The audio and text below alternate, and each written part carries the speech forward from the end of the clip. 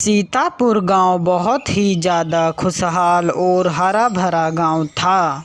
गांव में हरियाली बहुत ज़्यादा थी और खेत भी हरे भरे रहते थे। सीतापुर गांव में किसी भी चीज़ की कमी नहीं थी। लेकिन एक बार गांव में अचानक ही सूखा पड़ जाता है और सूखे पेड़ ही दिखाई देने लगते हैं। गांव वाले बड़े ही परेशान हो जाते हैं।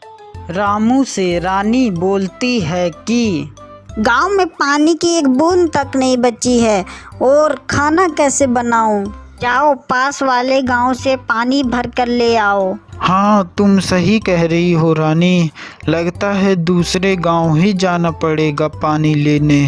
पता नहीं ये अकाल कब जाएगा हमारे गांव से। एक दिन सभी गांव वाले मिलकर एक जगह इकट्ठा होते हैं और गांव में जो सूखा पड़ गया है उसके बारे में बात कर रहे थे। तभी खूंटी बोलता है कि भाइयों, हमें कुछ ना कुछ तो करना ही पड़ेगा, नहीं तो हम भूखे ही मर जाएंगे। भीमा बोलता है कि तो करे क्या खूंटी भैया? हरिया बोलता है कि हम तो कहते हैं कि हमें पहाड़ी वाले तांत्रिक के पास जाना चाहिए और उन्हीं से मदद मांगनी चाहिए। वही कोई ना कोई रास्ता बताएंगे हमें। ठीक कहा है हरिया भैया, हम लोगों को पहाड़ी वाले तांत्रिक के पास ही जाना चाहिए। सभी गांव वाले मिलकर पहाड़ी वाले तांत्रिक के पास जाते हैं और सारी बातें बताते हैं। तांत्रिक गांव वालों की बात सुनने के बाद बोलता है कि जंगल में एक गुफा है, उस गुफा में एक चुड़ैल रहती है जो तुम गांव वालों की मदद कर सकती है। लेकिन वह चुड़ैल ऐसे ही मदद नहीं करेगी। तुम गांव वालों को हर हफ्ते किसी न किसी जानवर को चुड़ैल के पास बलि के लिए लेके जाना पड़ेगा। तभी गांव में बारिश होगी और गांव फिर से हरा भरा हो जाएगा। रात को सभी गांव वाले एक गाय को लेकर जंगल वाली गुफा की ओर जाते हैं। गुफा के अंदर से चुड़ैल बाहर निकलती है। मैं तुम गांव वालों की तकलीफ जानती हूँ।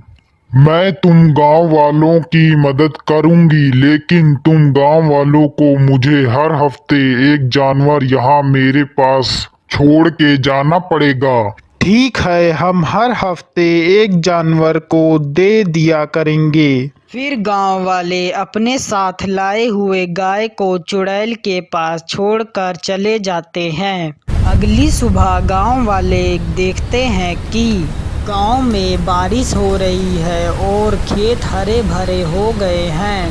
सभी गांव वाले यह सब देखकर बहुत खुश होते हैं। लेकिन हर हफ्ते चुड़ैल को एक जानवर दे के आने के कारण गांव वालों के पास अब कोई गाय और बकरी नहीं बची थी।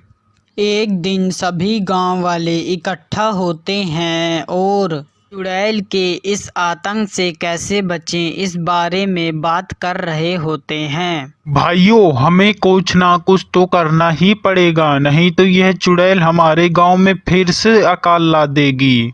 गांव वालों, मुझे तो लगता है कि हमें फिर से तांत्रिक के पास जाना चाहिए। वही हमें इस चुड़ैल से छुटकारा दिला सकते हैं।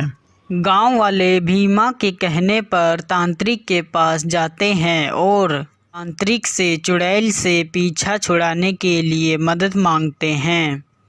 बारिश वाली चुड़ैल से बचने के लिए तुम गांव वालों को काली पहाड़ी के पास जो नदी बहती है उस पानी को लाकर चुड़ैल के ऊपर गिर देना, फिर चुड़ैल मर जाएगी। लेकिन काली पहाड़ी के पास एक बड़ा सा दानव रहता है जो उस पानी को किसी को ले जाने नहीं देता है, तो संभल कर जाना।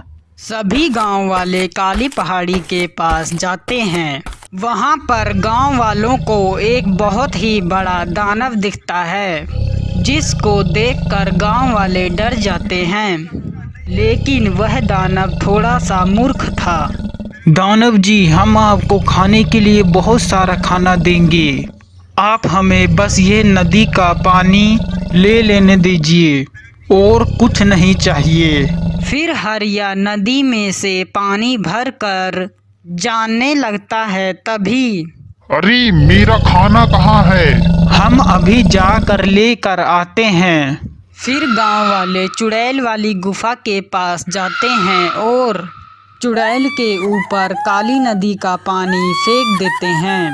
चुड़ैल जल कर मर जाती है।